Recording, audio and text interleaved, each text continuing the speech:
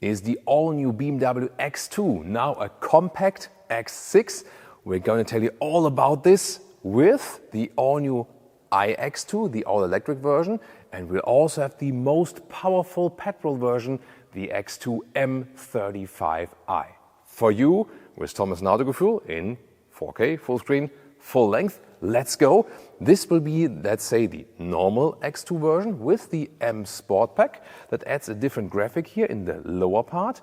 Also everything then blacked out for the sportier styling. Also this double kidney here has an optional illumination that looks pretty fancy indeed. New headlamps, you see it is now more differentiated to the brother, the X1. They both sit on the same platform and are built in Regensburg, Germany, together in the same plant. But definitely the X2 sets itself more apart now. If you have the electric version, the iX2, here the inside of the double kidney is closed. Otherwise it would have a more open look. And most obviously the sportier version, the M35i, has an even sportier look in the front double kidney. We'll take a detailed look at that one very soon.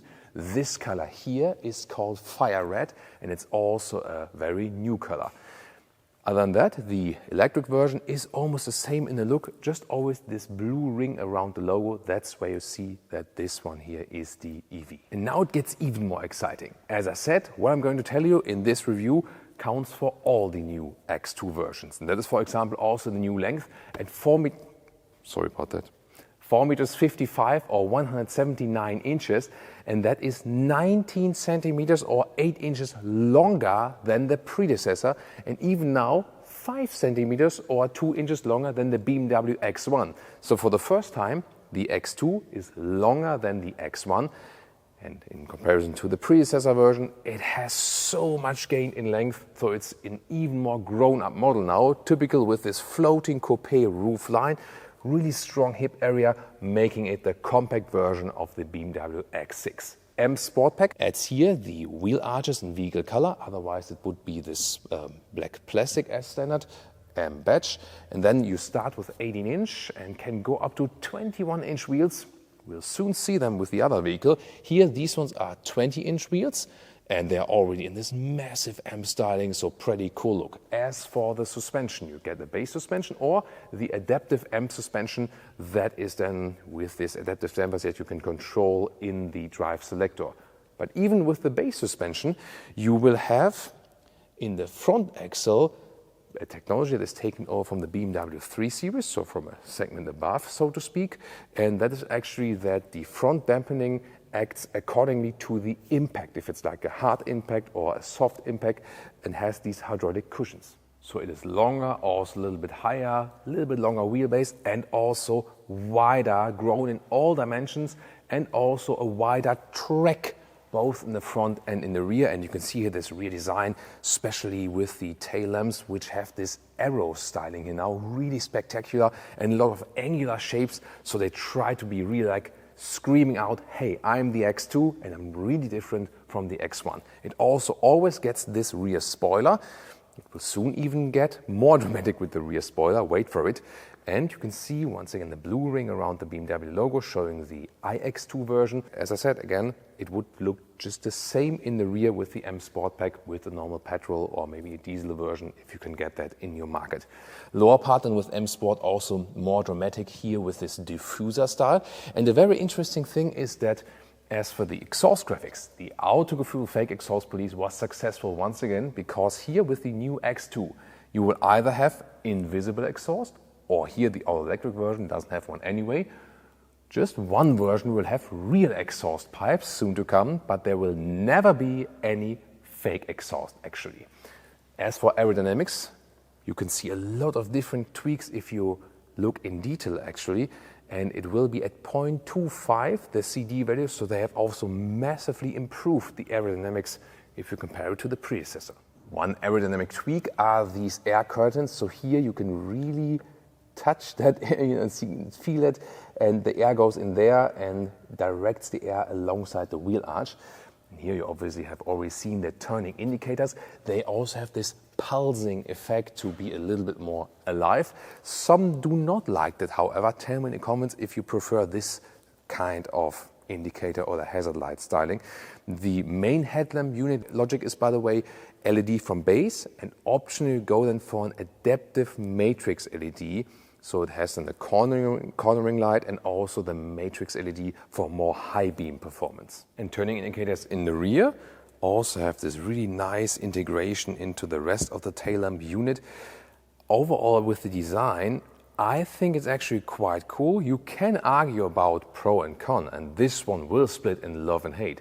But what I found cool is that they once again found a very unique design for a car in a time where almost all cars look the same. Or what's your take on that? And if you ever wondered how we move those vehicles here in the studio, or if we switch the color from red to blue, we have these devices here, and so we can also turn the cars around for you to have the best angle, the best shots always. A very cool device, isn't it?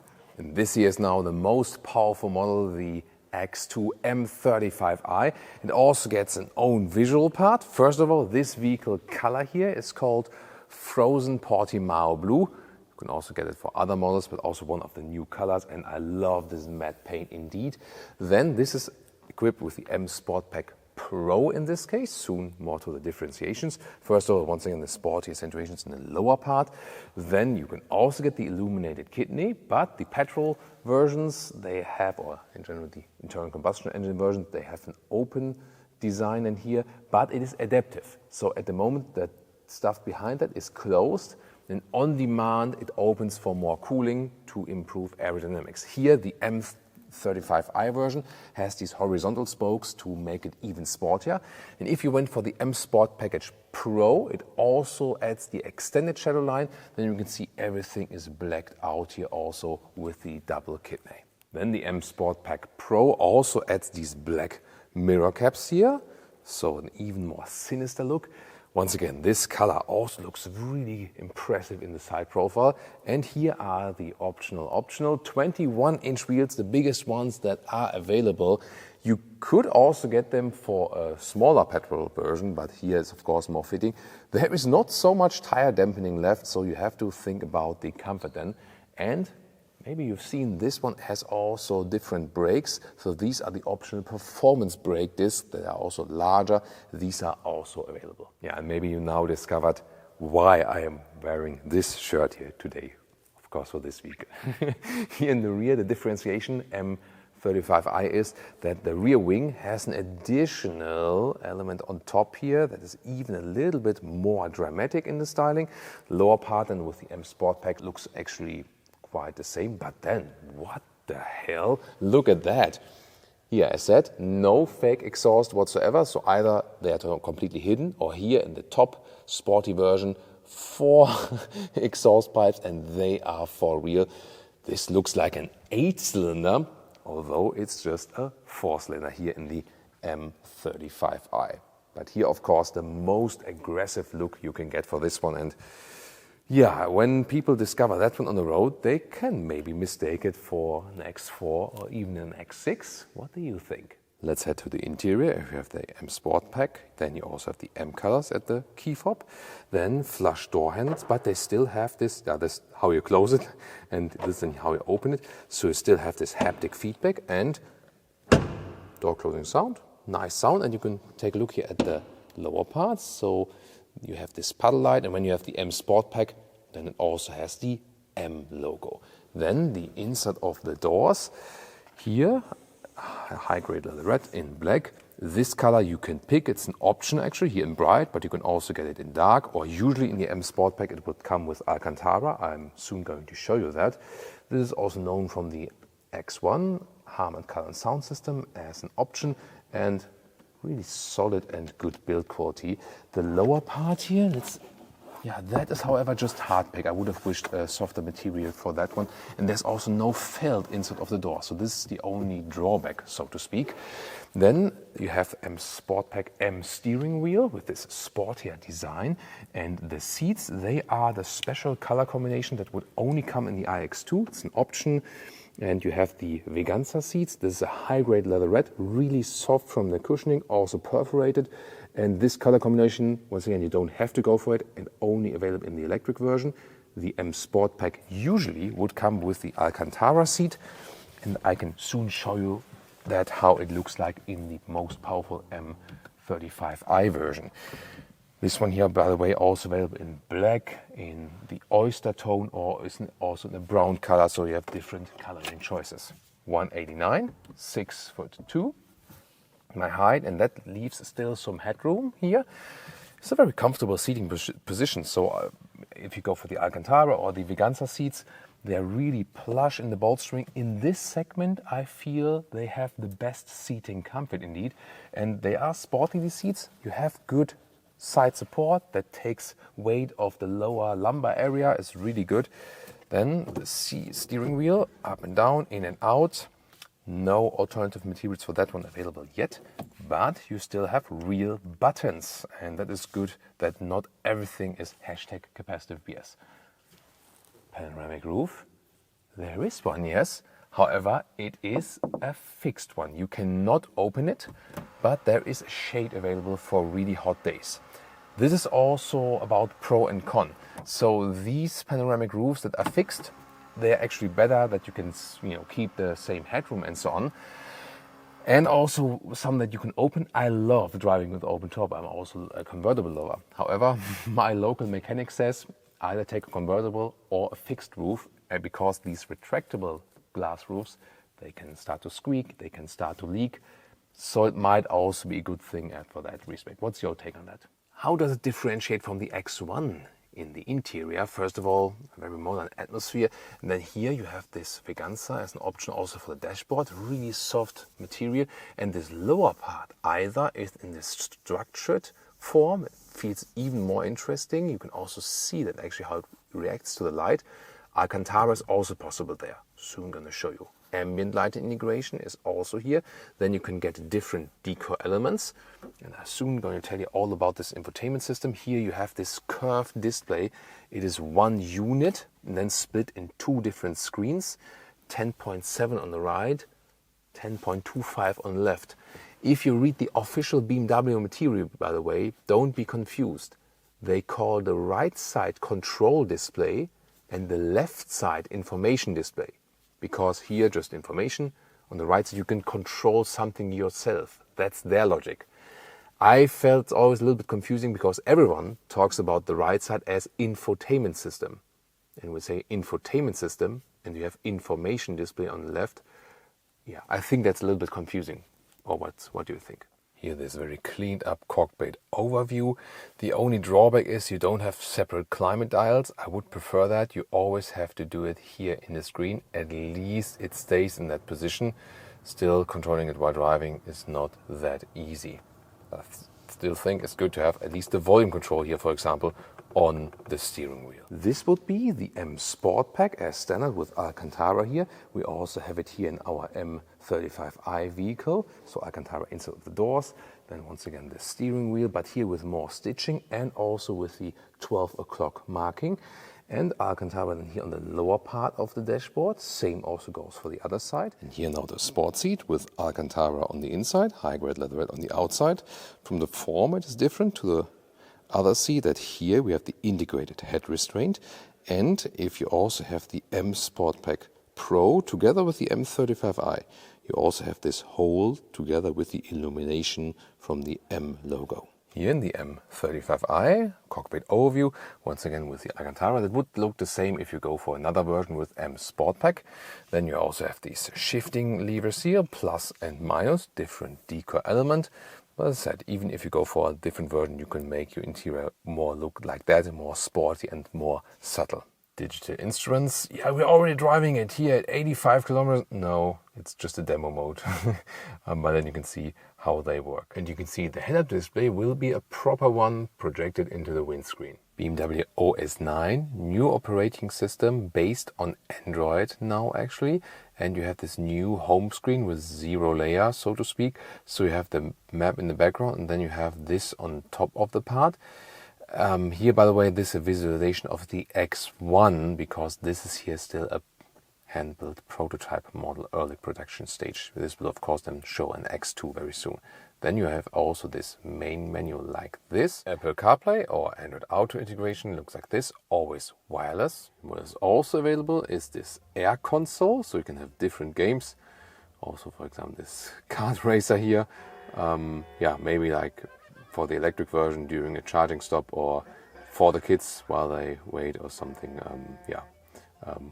Why not? This gaming air console is actually an option that you have to pay for monthly. And that has been in a huge discussion recently. So what they have skipped now, they came up with the idea to have Apple CarPlay and Auto monthly or with seat heating monthly.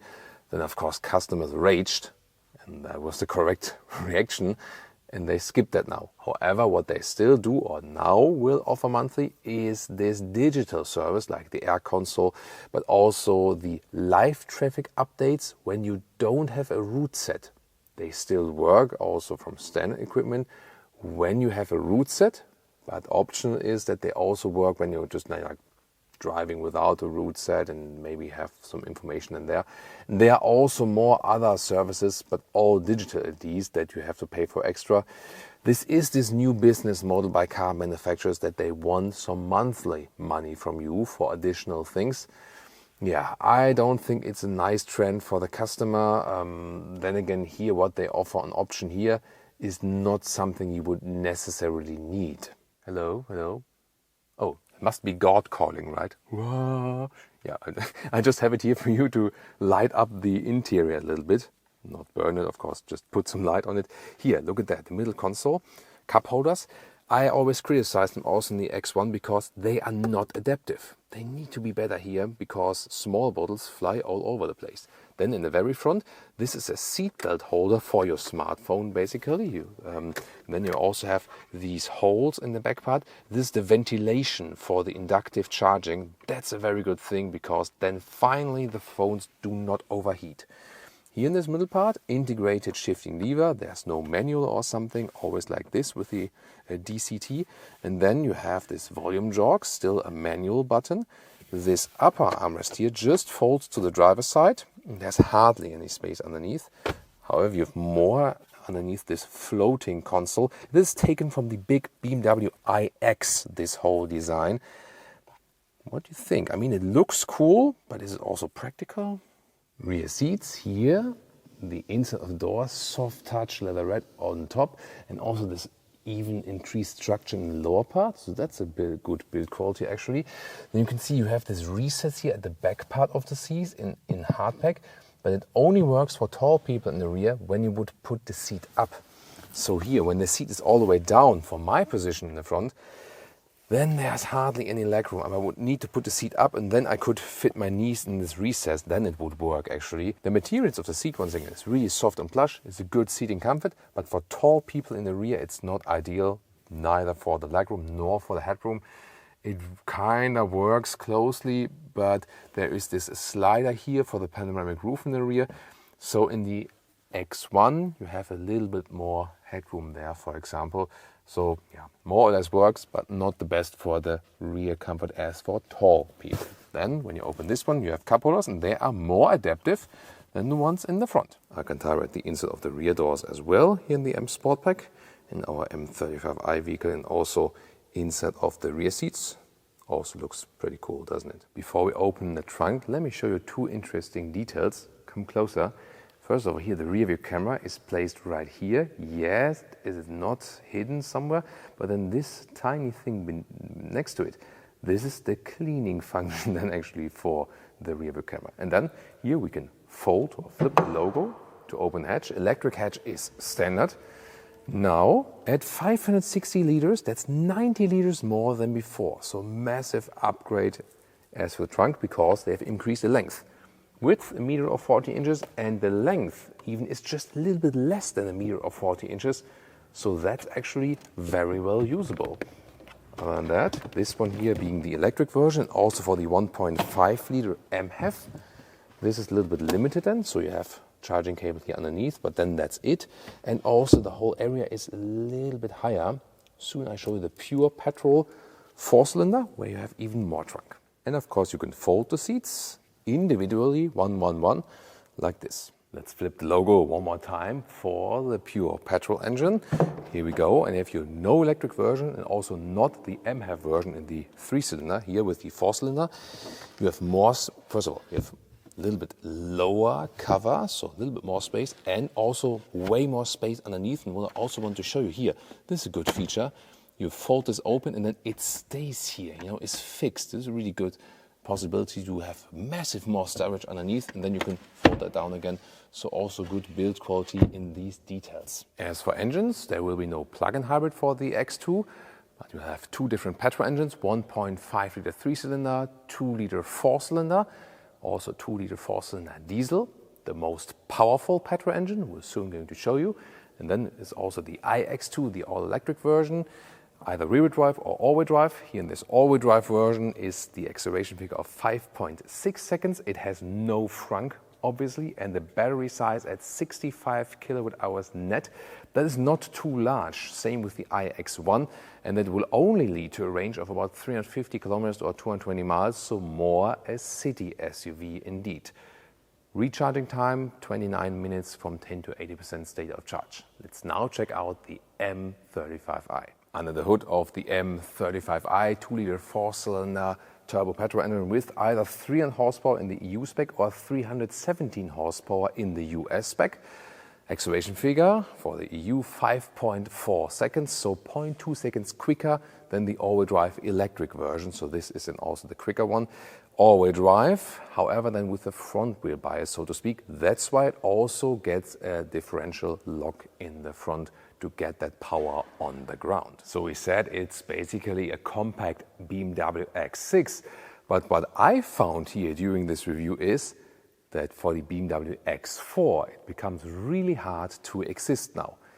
Yeah, of course, you can get the 6-cylinder there still. That would be one main argument, but for the offering of space and for the looks and so on, for the feature it offers, the X2 makes it really tough for the X4 now. Which version would I go for? Since the all-electric one is basically city EV only, yeah, maybe if you have that purposeless use case. Other than that, I think here the M35i, of course, is still the most desirable version. From the looks, of course, most sinister and also most powerful in the driving then overall. Plug-in hybrids will only be offered for the X1, not for the X2. Which version would you go for? Color and trim. And which engine would you choose for the X2? Tell me in the comments. And now check out more content like the BMW X1 or the X4.